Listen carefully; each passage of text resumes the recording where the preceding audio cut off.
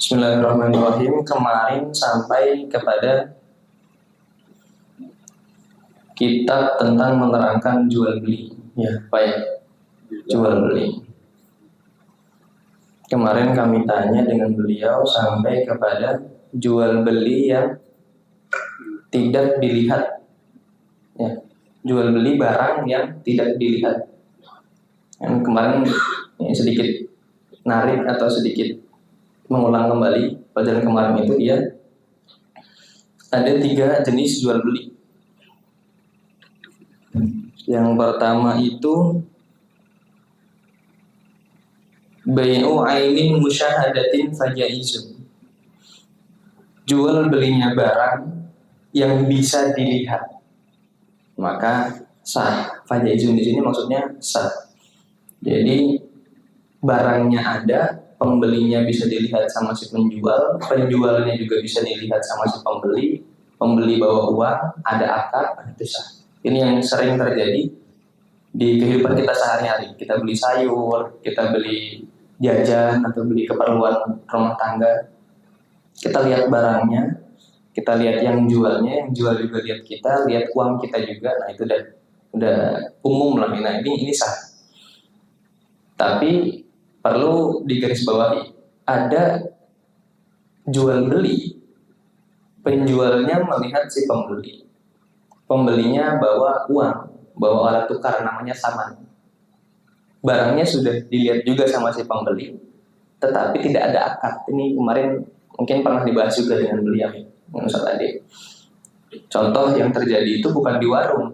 Kalau kita ke Aci atau mungkin ke warung Madura, Pak beli misalkan rinso, yang ngelayanin ngasih rinso, kita ngasih harganya berapa? 5.000 kita kasih. Tapi kalau kita ke Alfamart itu gimana? Alfamart, ke Indomaret, yang jelas-jelas nggak ada akad.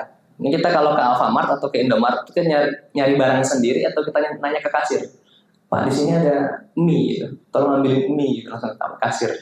Ya enggak kan, kita cari dulu rak mie yang mana, kita ambil mie-nya, kita taruh di kasir yang ngelayanin, nggak ada akad. Jadi si pembeli ini nggak ngasih tahu dia pengen beli apa, si penjual juga nggak tahu si pembeli pengen beli apa, tiba-tiba bawa barang, ngasih uang, keluar. Itu namanya jual beli tanpa akad, gitu. Itu sah nggak? Sah nggak, Bang? Jadi kalau jual belinya itu tanpa akad tapi sudah sama-sama tahu, gitu ya. Jadi yang masuk saya misalkan, nah, kasirnya udah tahu saya masuk. Terus saya melihat barang yang saya pengen beli, harganya tertera di rak yang barang tersebut saya pengen beli. Kemudian ketika saya ambil, berarti saya sudah ambil konsekuensi atau resiko bahwa barang ini harganya segini, saya bayar nanti ketika di kasir. Nah, ini sudah sah. Karena dalam akad jual beli itu syaratnya sebenarnya 5 aja, Pak. Jadi ada si penjual, ada si pembeli, ada akad, ada saman, dan ada mabi. Jadi akad ini ya ijab qabul, ijab dari si penjual, qabul dari si pembeli. Saya jual, nanti saya beli.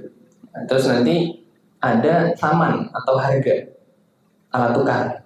Dan yang terakhir itu barang yang dijual. Nah, kalau sudah 5-5-nya sudah sudah terpenuhi, berarti sah jual belinya. Nanti serpihan-serpihannya atau tafsil perinciannya, contoh kayak ada penjual beli nih, dia harus taqabud, serah terima, barang diberikan, uang diterima sama si penjual. Itu taqabud, saling terima menerima. Jadi nggak bisa tuh akad barang dikasih, uang nggak ada, atau uang dikasih tapi barang nggak dikasih juga. Itu gimana tuh? Nanti ada akad salam namanya. Jadi kalau misalkan ada tempo atau nggak langsung dikasih gitu ya. Jadi saya pesen gitu ya, biasa kita sering akad transaksi di online shop itu kan kadang kita udah berkurang uangnya tapi barang belum ada gitu ya. Nah, itu gimana tuh hukumnya, nanti akan dibahas di kemudian.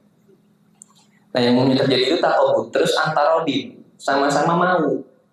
Nah, kalau di Alfamart dan Indomaret itu bisa dikatakan sah meskipun tidak ada akad. Itu ijab kabulnya nggak ada. Namanya bai'ul mu'athah, tanpa akad.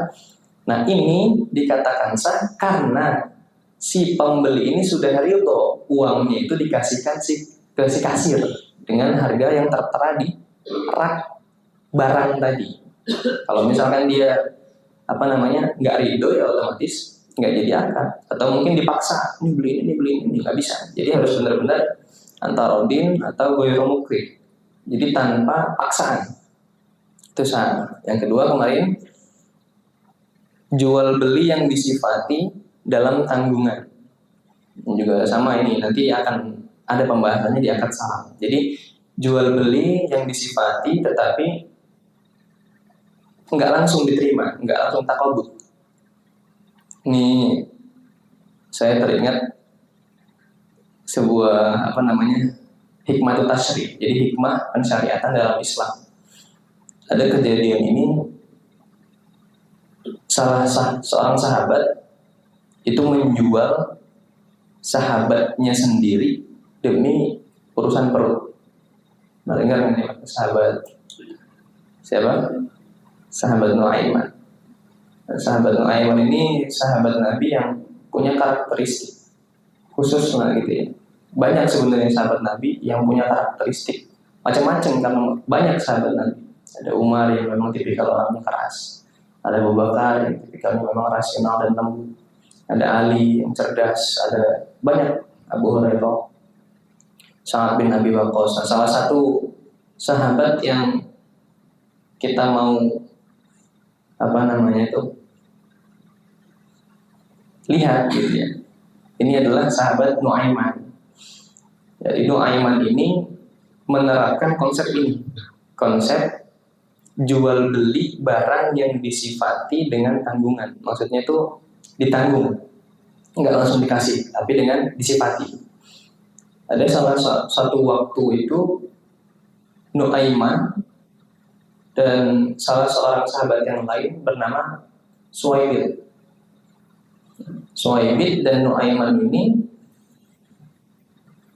diajak oleh Abu Bakar radhiyallahu anhu berdagang.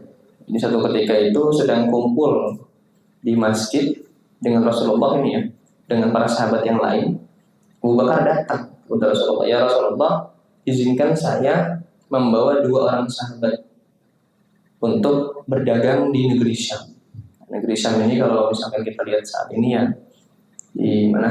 Palestina, Lebanon. Nah, itu dia dibawa tuh 2 orang sahabat. Rasulullah nanya, ya Abu Bakar, siapa yang kau inginkan? Kemudian Abu Bakar bilang, Suwaibit dan Nuaiman.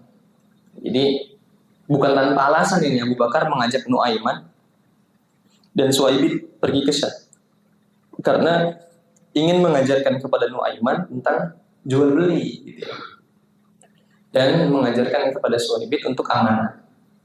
Sampainya di pasar di Syam, ya, di pasar Syam itu pembagian tugas. Ketika pembagian tugas, Abu Bakar radhiyallahu anhu berkata kepada Suwaibit, "Wahai Suwaibit, tugas kamu itu jagain dagangan saya. Saya punya roti, saya punya ini kata. Ini kamu yang jadi pelayannya. Kamu yang jualin, kamu yang dagang, kamu yang jagain barang saya. Saya ada urusan, nanti kamu yang ngurus. Harganya sekian.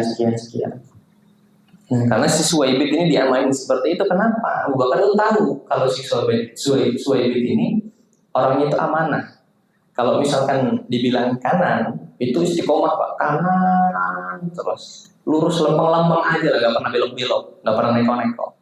Kalau disuruh kiri terus. Nah, ini Suwaibit. Nah, terus Abu Bakar meminta Suwaibit untuk menjaga barang dagangan yang ingin dijual di negeri Syam tadi. Kemudian sudah selesai bicara Abu Bakar tadi, si Nuaiman bilang, ya Abu Bakar, saya tugasnya apa? Ya karena memang tahu si Nuaiman ini memang unik gitu ya. Nuaiman bilang seperti itu, Abu Bakar bilang, udah kamu terserah mau ngelakuin apa aja di sini. Kata Abu Bakar. Karena Nuaiman ini orangnya ya sedikit agak nyeleweng, tapi nyelewengnya bukan menyeleweng dari syariat, bukan. Jadi lucu aja gitu. Jadi kata Abu Bakar, udah terserah kamu mau ngapain di sini. Kemudian Abu Bakar berlalu pergi. Ketika pergi, tibalah waktu makan siang. Itu ya kisaran zuhur atau badai zuhur mungkin ya, waktu makan siang. Nuaiman ini lapar Pak. Nah, ketika lapar seperti itu, dia lihat barang dagangannya si Abu Bakar. Wah, ini ada roti kayaknya enak nih, kita ambil satu aja ya. Ambil satu aja nggak apa-apa. Dalam hatinya si Nuaiman. Terus, tapi dia tahu gitu. Kalau yang dagang ini si Suwaibit ini dia nggak mau kalau misalkan memang disuruh kanannya kanan, terus disuruh kirinya kiri, terus wah, mana mau dia nih kalau misalkan saya ambil rotinya satu buat makan siang saat ini. Terus ya daripada lama-lama berpikir, si Nuaiman ini bilang sama si Suwaibit, ya Suwaibit, saya ini lapar, saya ini pengen makan satu aja rotinya Abu Bakar yang Abu Bakar jual nih. Saya ambil satu, berikanlah saya potong roti. Nah hebatnya si Nuaiman ini namanya memang sahabat ya. Jadi beliau nggak asal ambil aja, dia ada akad, ada omongan dulu sama si Suwaibit tadi. Karena memang barangnya itu kan punya si Abu Bakar. Ketika bilang seperti itu benar. Apa kata Suwaibit? Ya Nuaiman, aduh saya bukannya nggak mau ngasih.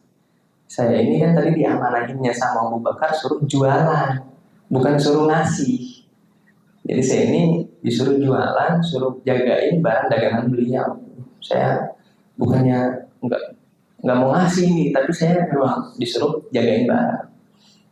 Terus kata si Nuaiman, oh macam-macam, kurang lebihnya kayak gitu lah. Nuaiman bilang ke si Suwaibit, kamu jangan macam-macam sama saya gitu. Kurang lebih kayak gitu. Si Nuaiman bilang, saya ini lapar gitu, saya nggak bawa uang. Masa Abu Bakar suruh kita kerja tapi kita nggak dikasih upah gitu kan, kita nggak dikasih makan. Ya udah ini gantinya ini saya cuma minta satu aja roti dari kamu ini. Terus kata si Suhaib tetap kekeh, dia nggak mau ngasih roti yang dijual oleh Abu Bakar karena amanahnya suruh jagain untuk jual, bukan untuk ngasih. Terus si Nuaimannya bilang, yang Suhaibit, kalau kamu tetap kekeh tidak ingin mengasih saya satu potong roti ini, jangan salahkan saya kalau terjadi apa-apa dengan kamu, kata si Nuaiman. Terus akhirnya Suhaibit ini udah ketar-ketir duluan, ketar-ketir takut gitu. Karena jangankan sahabat gitu, Rasulullah pun sering dijailin gitu sama Nuaiman. Apalagi cuman sekedar levelnya sahabat gitu, sama levelnya teman sama teman.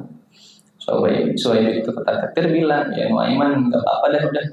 Kamu mau jailin saya, mau usilin saya, mau isengin saya, daripada saya nggak amanah, kata si Suhaibit. Jadi Nuaiman pergi ke bagian pasar di Syam tadi, bagian pasar yang lain, yaitu pasar perbudakan. Di situ dijual beberapa macam budak, Pak. Ada budak dari Romawi, ada dari Persia, ada dari Irak, macam-macam. Nah, harganya itu mahal, Pak. Di Syam itu termasuk pasar budak di Syam itu terkenal dengan budak-budaknya yang berkualitas, entah ahli kerja atau mungkin cantik-cantik, itu di sana, di budak-budak di negeri Syam tadi. Ketika lihat-lihat harganya itu variasi, ada yang 100 dinar, ada yang 500 dinar, macam-macam. Terus si Nuaiman bilang dengan salah seorang penjual budak, wahai tuan, saya lihat ini budak kamu bagus-bagus ya. Kamu kayaknya ahli dalam jual beli budak, dari si Nuaiman. Terus si penjual budak tadi bilangnya, memang kenapa tuan? Memang saya ini tugasnya kerjaan saya itu jual beli budak. Memang kamu mau beli budak atau bagaimana? Kata si penjual budaknya tadi. Nuaiman bilang enggak. Saya ini jual budak. Kata si Aiman, saya jual budak saya. Jual budaknya dibawa enggak? Kata si penjualnya tadi, penjual budak di pasar tadi. Aiman bilang, saya nggak bawa budaknya. Ada, kalau mau saya misalkan tunjukin ada. Saya cuma jual 20 dinar aja. 20 dinar. Padahal saat itu rata-rata ya umumnya harga budak saat itu ratusan. Kok ini ada yang jual cuma 20 dinar gitu. Kaget itu si penjual itu, malah jadi rebutan penjual lain-lain yang dengar si Nuaiman ini jual budak cuma harga 20 dinar, kaget gitu ya. Ibaratnya kayak misalkan HP apa ya, Samsung misalkan, atau mungkin HP iPhone yang kasarannya itu ya jutaan gitu ya. Atau mungkin motor harganya belasan juta misalkan. Nah ini kok ada yang jual cuma ratusan gitu ya. Jadi rebutan orang gitu ya. Nah ketika dengar seperti itu, penjual langsung bilang, saya beli budak kamu. Karena sudah disifati tuh orangnya kayak gini, kayak begini, kayak begini. Nah, si Suwaibit ini yang disifati sama si Nuaiman ini Suwaibit ini. Nah, terus sebelum jalan ke si Suwaibit yang lagi jaga barang dagangannya Abu Bakar, si Nuaiman bilang sama penjual yang pengen membeli budaknya itu tadi, si Suwaibit. Tuan, sebentar dulu, sebelum kamu mengambil budak saya, uangnya dulu, Pak. Uangnya dulu mana? Dikasihlah tuh uangnya sama si penjual budak tadi 20 dinar. Nah, ketika sudah dikasih, mari saya tunjukkan. Cuman saya pesan, sebelum kamu nanti ngambil budak saya, kata si Nuaiman, nanti dia punya kekurangan. Kekurangannya itu satu.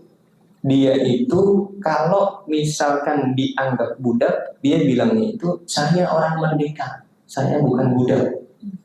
Kata si Nuaiman. Terus penjualnya tahu, oh iya, berarti ini cacat nih.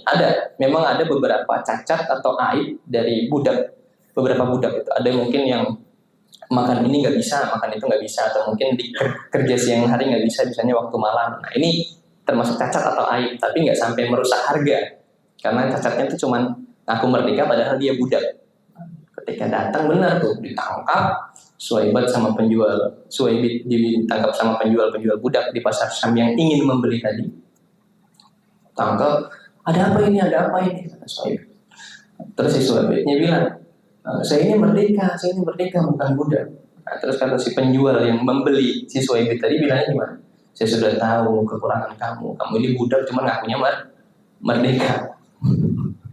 Terus habis itu udah ditarik, dibawa ke pasar itu tadi, pasar budak. Nggak lama setelah itu yang jaga barang dagangannya siapa? Nuaiman sambil makan roti ngasih 20 dinar ke mana? Kantongnya Abu Bakar saat itu. Ya laci tokonya dikasih 20 dinar tadi, dia ngambil sepotong roti, dia makan sambil dagang barangnya Abu Bakar. Abu Bakar datang, udah curiga sama si Nuaiman. Ya Nuaiman, Suwaibit mana gitu kata si Abu Bakar. Terus kata Nuaiman sambil makan roti gitu ya. Ya Abu Bakar sudah saya jual. Suwaibit sudah saya jual. Maksudnya gimana kamu jual gitu? Iya sudah saya jual karena tadi saya diceritain lah dari awal. Saya pengen ngambil roti tapi nggak boleh. Dia nggak mau ngasih saya. Terus saya kan udah kelaparan Abu Bakar. Gitu. Dia jujur. Orang ini, si Nuaiman ini sahabat Nabi yang memang tingkah lakunya itu nyeleneh, tapi memang sudah dapat gelar atau predikat radhiyallahu anhu. Gimana lagi? Dicintai Allah, diridhoi Allah. Ketika seperti itu, geleng-geleng itu Abu Bakar. Ya Allah, Nuaiman. Situ dia ke pasar budak tadi, Abu Bakar menembus harga dari Suwaibit tadi. Ketika kembali ke Madinah, bertemu dengan Rasulullah SAW, Abu Bakar ini bercerita tentang kejadian si Nuaiman dengan Suwaibit. Nah, apa yang terjadi dengan Rasulullah SAW? Rasulullah ini tertawa. Fadhahika fayuro wa nawajidan. Jadi sampai beliau itu tertawa. Tertawanya itu sampai terlihat gigi geraham beliau, saking lucunya itu. Jadi teman jual temannya sendiri. Sampai dalam riwayat dikatakan Rasulullah ini selama setahun sudah berlalu setiap ada orang baru ketemu beliau, ada tamu dari mana-mana, ketemu beliau, itu beliau tidak pernah tidak menceritakan kisahnya Nuaiman ini menjual Suwaibit radhiyallahu anhu. Nah, ini dia contoh dari Nuaiman ini adalah menjual barang yang disifati. Ini sah. Ini salah satu kisah dari Nuaiman radhiyallahu anhu.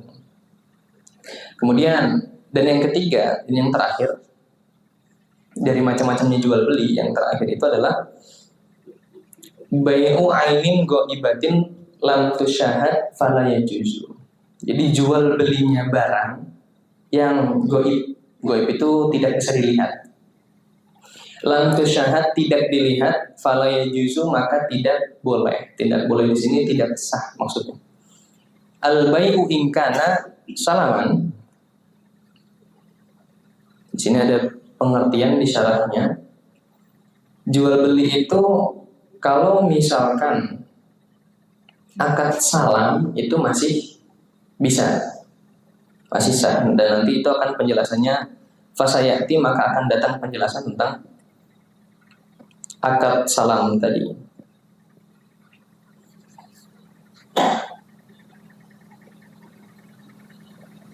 Nah, cuman di sini adalah bukan salam yang dimaksud. Wa in kana ala ainin ghaibatin lam yaraha al-mushtari walal bai'.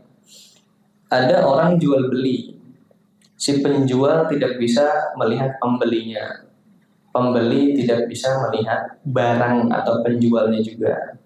Aulam yaraha ahadul muta'aqidain, atau salah satu dari keduanya itu tidak bisa melihat salah satunya yang lain. Contoh, si penjual tahu nih pembelinya siapa, tapi pembeli nggak tahu yang jual siapa, tapi barangnya ada. Nah, itu seperti itu. Wa fi ma'nal ghaibah al-hadirah allati lam turo. Jadi kebalikan dengan yang pertama. Jadi akad jual beli yang ketiga ini kebalikan dengan yang pertama. Yang pertama itu kan kita lihat barang, kita akad, kita lihat yang jual juga lihat yang pembeli, uangnya juga jelas, serah terimanya takobutnya ada. Tapi kalau misalkan yang ketiga ini kebalikannya, barang nggak ada, penjualnya juga nggak tahu, nggak kenal di mana gitu orangnya, pembelinya juga nggak kelihatan, itu nggak sah. Cuma di sini fafi sihhatin bai'i dzalika qaulani. Tapi ada dua pendapat bahwa jual beli yang tidak bisa dilihat barangnya, tidak bisa dilihat penjualnya, tidak bisa dilihat pembelinya, ini ada dua tafsir atau perinci. Karena agak sulit Pak, kalau zaman sekarang ini eranya kan digital ya, era milenial, era digital. Jadi kalau misalkan apa-apa harus lihat dulu gitu ya, itu agak sulit.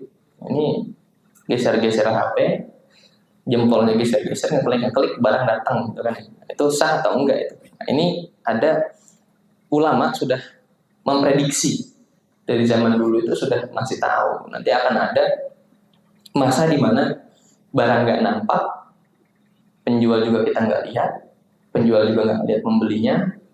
Nah, itu akan ada akad jual beli di dalamnya. Itu dia sah atau tidak. Ini di sini ada dua wajah. Ahaduhuma wa nassa alaihi fil qadimi wal jadid. Ada qaul qadim dan qaul jadid namanya. Jadi qaul qadim dan qaul jadidnya Imam Syafi'i. Annahu yasihhu, bahwasannya akad seperti itu, jual beli seperti itu, yang tidak dilihat barangnya, yang penjual tidak bisa melihat pembelinya, pembeli tidak bisa melihat penjualnya, itu sah. Wa bihi qala al-a'immah ats-tsalatsah, itu perkataan tiga imam mazhab yang lain. Jadi Imam Abu Hanifah, Imam Malik, dan Imam Hambali. Wa ta'ifatun min a'immatina, dan sebagian ulama dari mazhab Syafi'i. Maksudnya gimana nih? Berarti Imam Syafi'i tidak membenarkan gitu ya. Ini belum ada penjelasannya. Wa aftu bihi, dan kami berfatwa dengannya. Minhum al-Baghawi war Raubani, Jadi salah satu ashabus Syafi'i yang mengatakan jual beli seperti itu sah itu adalah Imam Baghawi dan Imam Robani. Qala An-Nawawi fi Syarhil Muhadzab. Jadi Imam Nawawi mengatakan dalam kitab Syarah Muhadzab, wa hadza al-qaulu qala bihi jumhurul ulama min as-sahabati wat tabi'in. Jadi ini adalah perkataan jumhur ulama dari sahabat ashabus Syafi'i, pengikut mazhab Syafi'i dan tabi'innya Imam Syafi'i. Qultu wa naqalahu al-Mawardi an jumhuri ashabina, dari jumhurnya ulama-ulama kita. Jadi kalau Imam Syafi'i itu bisa sah bisa tidak dalam 6 tempat kalau di sini. Wah, macam-macam. Cuma beliau ini berpendapat atau berhujjah wahtaju lahu bihaditsin illa annahu dhaifun. Jadi hadis yang mengatakan tidak sah ini yang dinukil oleh Imam Syafi'i itu hadisnya dhaif.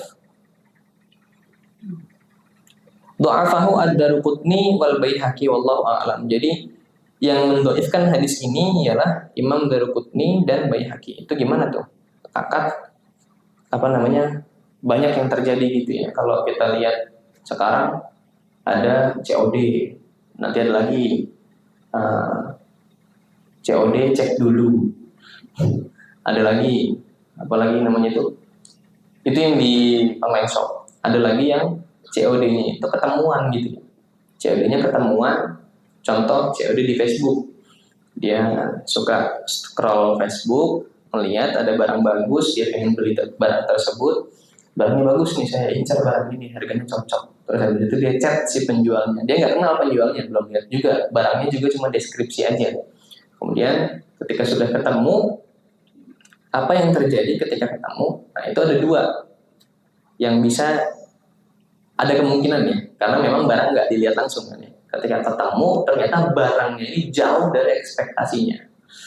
Jadi misalkan dia jual beli HP nih si penjualnya, ketika ketemu COD-an gitu ya, ternyata HP-nya tadi mati.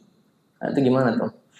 Itu tetap lanjut atau enggak lanjut itu? Padahal di chat itu sebelumnya sudah deal-dealan gitu. Sudah, iya ya, ini saya beli, ini kita ketemu di sini gitu. Nah, itu gimana tuh? Menurut kita tuh lanjut atau enggak? Padahal kan udah ketemu. Si penjual udah diiming-imingin si pembeli mau beli, penjual semangat. Si pembeli juga udah diiming-imingin sama deskripsi penjual kalau misalkan barang itu udah bagus dan incarannya si pembeli. Tuh pas ketemu ternyata barangnya bapuk gitu ya. Lebih kayak gitu. Nah, itu gimana tuh?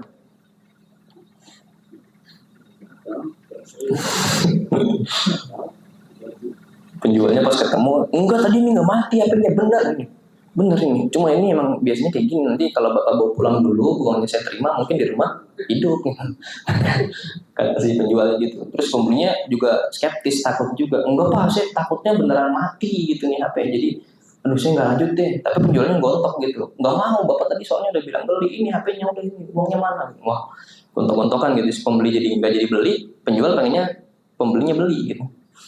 Nah, di sini ada lahu wajhani au qaulani. Jadi ada 2 pendapat.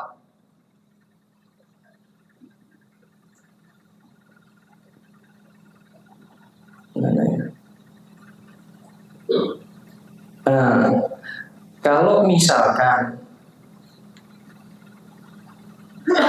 ingkanat al-ainu mimma la tataghayyara ghaliban kal awani wa nahwihima aw kanat la tataghayyara fil muddati al-mutafallalati baina ru'yati wasyara' sahha. Jadi kalau misalkan barang yang dijual sama si penjualnya ini berupa wadah, contoh kayak apa ya, barang panci, apalagi buku yang sekiranya itu mimma la tataghayyara, jadi tidak ada kemungkinan untuk berubah dari segi fungsi atau mungkin bentuknya. Nah ini masih bisa dibenarkan si penjualnya. Contoh dia beli buku gitu ya, buku. Dia posting bukunya seperti ini.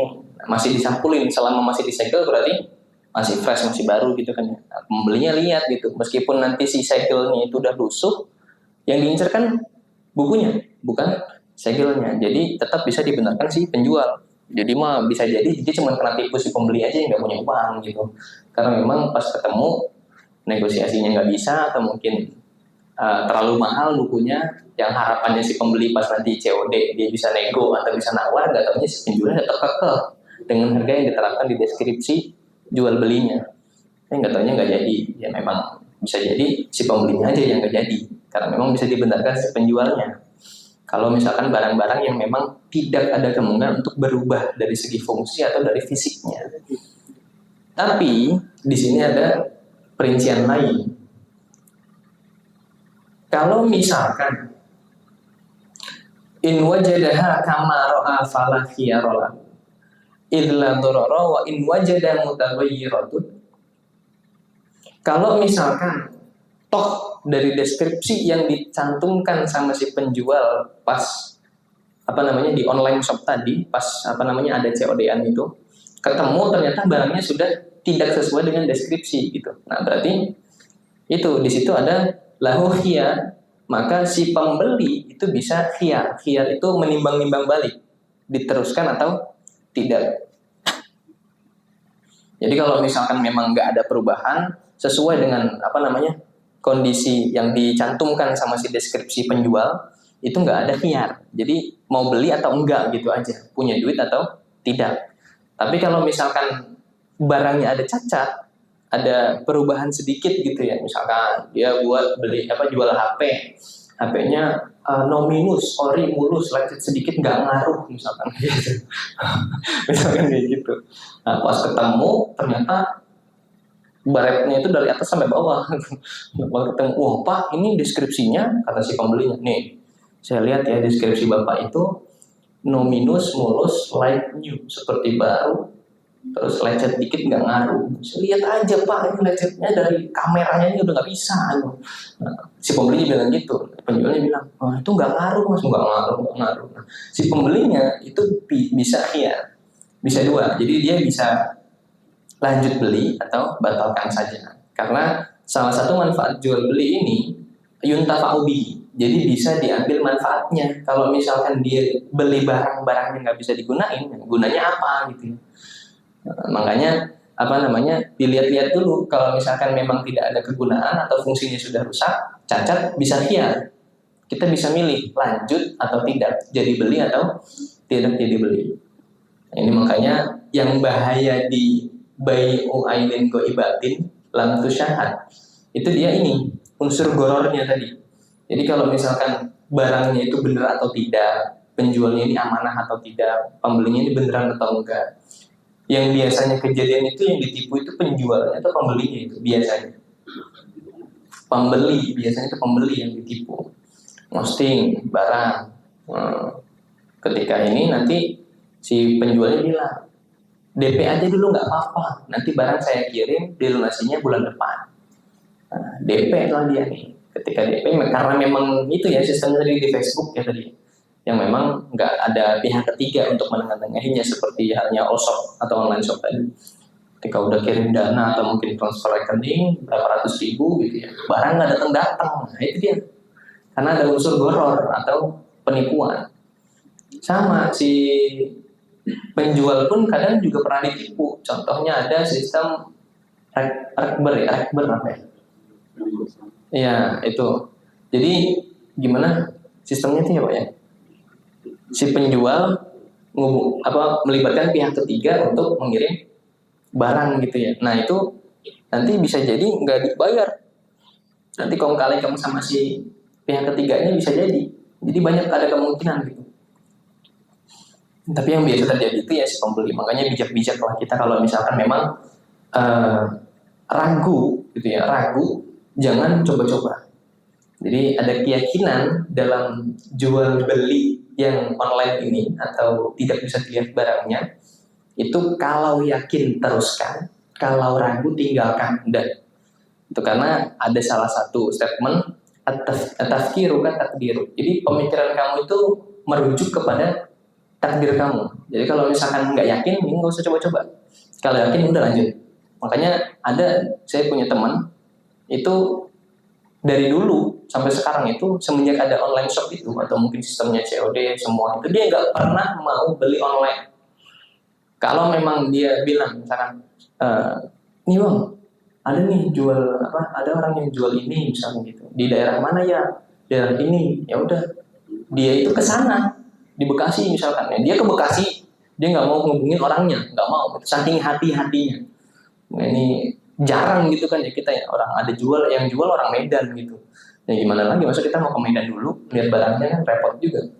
Tapi ada orang yang memang punya statement dia nggak mau beli barang kalau misalkan barang dari penjualnya itu dia nggak lihat karena takut ditipu tadi. Nah kebetulan benar Pak. Saat itu dia pernah coba-coba karena memang kita ngomongin terus ya udah antum tuh nggak usah apa namanya kayak gitu sesekali aja udah langsung beli online nggak apa-apa aman-aman kita gojlok terus tuh orang ini teman-teman kita tuh kita gojlok terus sesekali antum beli online dia beli online dengan keyakinan seperti itu online ini bakal ditipu gitu ya. Nah, tadi statementnya apa yakin teruskan ragu tinggalkan. Nah ketika dia statement seperti itu udahlah kita arahin udah sesekali aja kata-kata kita tuh.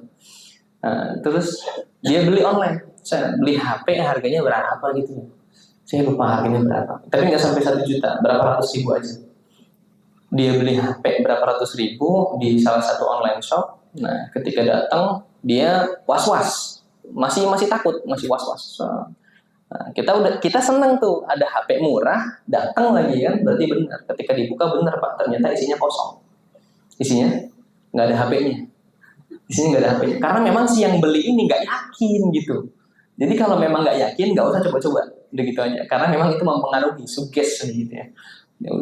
Jadi semenjak itu dia tambah yakin lagi nggak pernah mau beli online gitu karena sekali-kalinya online langsung ditipu sama si penjual. Jadi bahayanya jual beli yang tidak bisa dilihat itu ya lebih banyak unsur gorornya daripada apa namanya terpercayanya gitu. Kelas itu pembahasan tentang fikihnya seperti itu. Nanti kita bahas apa nih kajian tasawufnya sedikit. Bismillahirrahmanirrahim.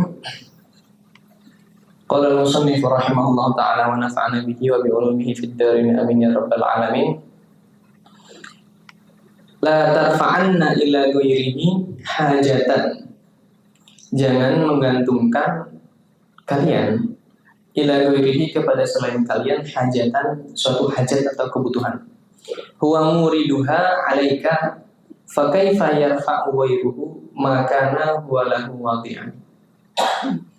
Dia juga menggantungkan hajatnya kepada Allah Subhanahu wa taala. Terkadang juga kepadamu. Fa kaifa yarfa'u ghairuhu makana huwa lahu. Bagaimana orang bisa menggantungkan hajat mereka kepada seseorang yang menggantungkan hajat mereka juga kepada dirinya. Man la yastati'u ay yarfa'a hajatan an nafsihi fa kaifa yastati'a ay yakuna laha an ghairihi rafi'an. Dia saja menunaikan hajatnya sendiri atau kebutuhannya sendiri belum tentu bisa mampu. Bagaimana bisa orang yang kita titipkan kebutuhan atau hajat kita kepada orang tersebut menunaikan hajat kita? Nah, di sini intinya adalah Imam Ibn Athaillah beliau mengatakan jangan sekali-kali berharap kepada makhluk. Nah, berharap kepada makhluk. Makhluk itu apa? Makhluk itu adalah ma siwallah. Sesuatu selain Allah itu namanya makhluk.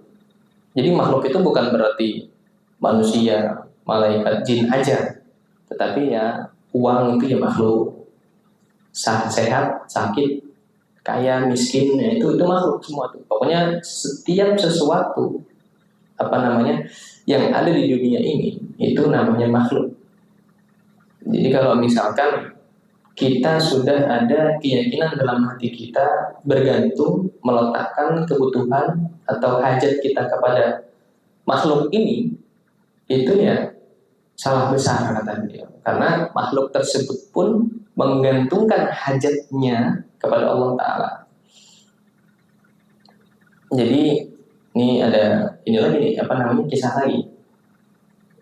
Jadi jangan sedikit-sedikit yakin gitu kalau misalkan yang memberi sakit itu ya kalau kita makan makanan tidak sehat, kita sering begadang gitu misalkan. Ya belum tentu gitu.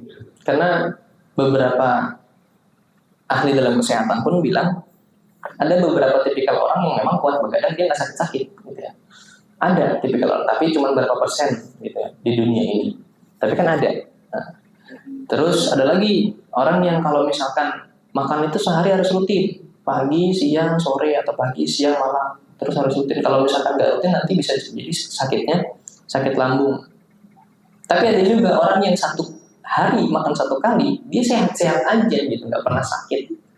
Paling cuma batuk pilek doang, batuk pilek koyokan. Berarti kan apa? Tidak serta sehat dan sakit itu bisa memberi manfaat atau kemudorotan pada manusia itu sendiri, karena sakit atau sehat itu pun berhajat kepada Allah gitu. Dia bisa membuat sakit, membuat sehat itu karena Allah Ta'ala izinkan. Api misalkan itu kan, api yang fenomenal ya, api itu panas, membakar. Tapi ada kasusnya Nabi Ibrahim alaihissalam ketika dilempar ke dalam lautan api, apinya terasa menyelamatkan, dingin gitu ya, tidak memanaskan atau tidak membakar Nabi Ibrahim alaihissalam. Lautan yang memang basicnya itu menenggelamkan, setiap barang yang kita lemparkan ke lautan akan hanyut, akan tenggelam. Tapi Nabi Musa itu dalam kisahnya bisa membelah lautan. Nah, ketika Nabi Musa sudah lewat, yang menenggelamkan lautan itu menenggelamkan siapa? Kaumnya Firaun malah, bukan Nabi Musanya. Nah itu jadi ada beberapa momen yang Allah tunjukkan itu bahwa makhluk tersebut sebenarnya tidak ada manfaat dan tidak ada mudaratnya. Yang bisa memberikan manfaat atau kemudorotan kepada kita adalah ya Allah gitu. Makanya pernah dulu kita ngetes di pondok itu, Ustaz pernah bilang gini, santri itu kalau misalkan minumnya masih pilih-pilih, minum air putih masih pilih-pilih, kalau nggak minum air putih dia nggak minum, berarti belum lama mondoknya. Jadi kalau misalkan aus minumnya air keran, terus dia nggak sakit, berarti yakinnya sudah jalan. Jadi benar tuh Pak, saya pernah coba itu di pondok, kalau aus minumnya air keran, sehat-sehat aja gitu, sehat-sehat aja, karena keyakinannya itu di tempat kalau yang memberikan sehat dan sakit itu ya Allah, bukan air keran. Nah, ketika di rumah saya coba-coba minum air keran juga, sakit perut saya di rumah. Beda cerita, karena keyakinannya sudah beda. Jadi kalau misalkan kita mau belajar gitu ya, sesekali ubah keyakinan kita, ubah mindset kita. Kalau misalkan yang memberi manfaat, yang memberi mudarat, itu ya bukan makhluk sekitar kita, tapi Allah Subhanahu Wa Taala. Ada seorang buta, ini sedikit lagi Pak, kita genepin sampai jam 5:30. Sedikit lagi nih cerita. Jadi ini sahabat Nuaiman lagi. Jadi si Nuaiman ini tadi sudah terkenal ya, bahwa beliau ini orangnya aneh-aneh gitu. Saking aneh-anehnya beliau itu, jangankan sahabat, bahkan Rasulullah SAW aja pernah dikerjain gitu. Nuaiman pernah datang siang-siang gitu, bawa satu kendi madu. Madu tersebut madu Syam. Madu Syam itu terkenal dengan kualitas madunya yang bagus. Ketika datang ke majelis Rasulullah, di situ ada Ali bin Abi Thalib, ada Tolha, ada Hamdullah, rame-rame lagi di Masjid Nabawi. Ketika lagi di masjid tadi, Nuaiman datang bahwa satu kendi isinya madu.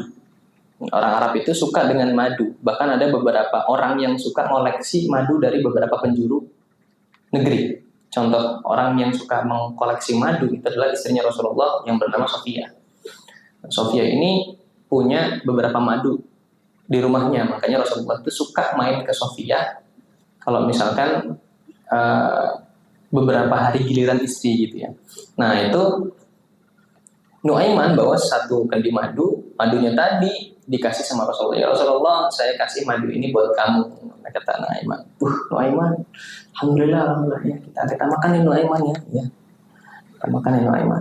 Makan rame-rame sama Ali, sama yang lain. Ketika makan sudah habis nih madunya dimakan sama sahabat, sama Rasulullah. Terus ada orang datang gitu ya ke kumpulan mereka. Ada Nuaiman di situ. Terus Rasulullah ditanya sama orang yang datang tadi, ya Rasulullah, ini sedang apa gitu, kata orang tadi. Terus kata si Rasulullah, ini kita lagi makan madunya dari Nuaiman. Tuhan mau madu juga, gitu, kata si Rasulullah. Terus Rasulullah bilang seperti itu. Pedagangnya tadi bilang, tidak ya Rasulullah, saya cuma pengen nagih bahwa madu tadi ini Nuaiman ambil, tapi belum bayar. Katanya engkau yang bayar ya Rasulullah. Nah, terus habis itu Rasulullah bilang ke Nuaiman, ya Nuaiman, apakah benar seperti itu? Kata Nuaiman, ya Rasulullah, iya ya Rasulullah.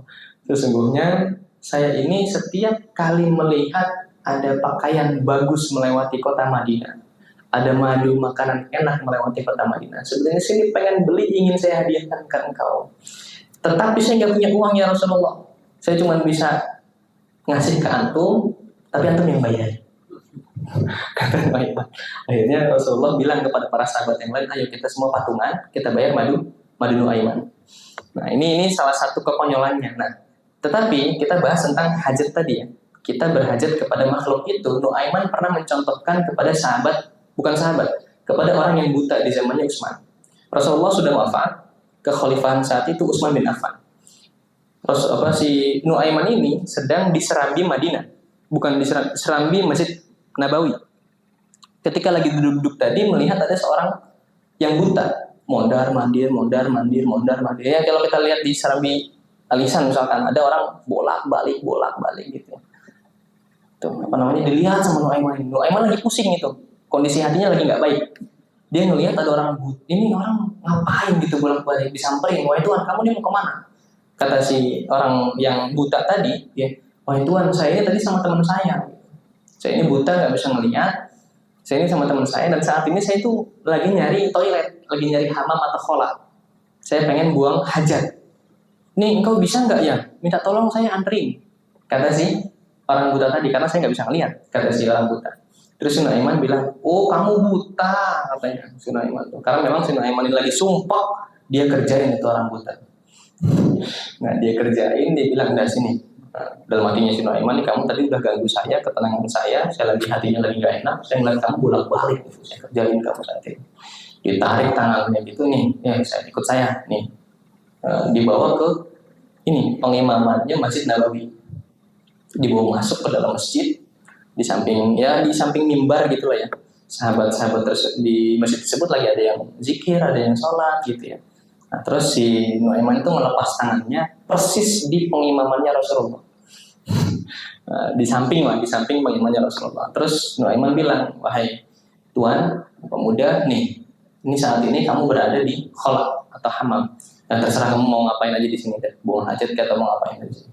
Nah, terus ketika si orang buta tadi bilang, si Nuaiman bilang seperti itu kepada orang butanya bilang, wahai Tuan, terima kasih saya sudah diantar ke WC atau toilet. Saya mau buang hajat dulu. Ketika mau nurunin sirwal, mau nurunin celananya itu, sahabat lihat semua, wah ada apa ya? Dicegah sama sahabat-sahabat yang lain. Ketika dicegah, dilihat, buta. Ternyata buta. Kamu ngapain di sini? Siapa yang ngantar kamu? Karena buta tadi dia bingung. Tadi saya ketemu sama orang. Saya minta tolong sama orang. Ternyata orang tersebut ngarahin saya ke sini. Katanya di sini itu WC. Makanya saya mau buang hajat. Nah, terus orang-orang bilang, ini masjid Nabi, bukan WC. Nah, terus orang buta bilang, ayahanda masjid Nabi, apakah ini adalah masjid Nabi? Iya, astagfirullahaladzim, kata si orang buta tadi. Nah, akhirnya dikasihlah ke kholat yang beneran. Nah, ketika itu si orang buta ini berkeyakinan dalam hati, saya pengen cari orang tadi. Kebetulan sama si sahabat tadi udah ketebak siapa yang jahilin si orang buta tadi, yaitu Nuaiman. Saya pengen cari orang yang namanya Nuaiman ini di mana gitu. Dia muter-muter tuh pakai tongkat di keliling-keliling kota Madinah tadi. Ketika muter-muter tadi ketemu sama si Nuaiman lagi. Nah, dengan suara Nuaiman ini sudah diubah. Mungkin yang tadinya ngebas jadinya cemprengin dikit lah gitu. Diubah suaranya Nuaiman. Wahai Tuhan, mau kemana? Saya nyari Nuaiman. Nuaiman ini jahilin saya tadi, nyisengin saya mau buang hajat, malah ditaruh di pengimamannya Masjid Nabi. Terus si Nuaiman ini dengan suara yang berbeda bilang, wahai Tuhan, saya tahu Nuaiman itu di mana. Nah, dengan suara yang berbeda ya. Nah, ketika ditarik sama Nuaiman tadi, diarahin lagi, itu ke masjid lagi, ke masjidnya Nabi lagi. Dan Utsman saat itu Khalifah Rasulullah saat itu sedang sholat di pengimaman, di belakang imam lah di sini. Nah, sedang sholat, nah, terus diarahin lah tuh tongkat orang buta tadi untuk menyentuh tubuhnya Utsman. Ya, kita tahu sama-sama bahwa sahabat itu kalau sholat khusyuknya luar biasa. Nah, ketika suruh sentuh-sentuh sama apa tadi tongkatnya orang buta tadi, si Nuaiman bilang, nah nih ini yang kamu sentuh-sentuh pakai tongkat kamu, ini Nuaiman, ini Nuaiman.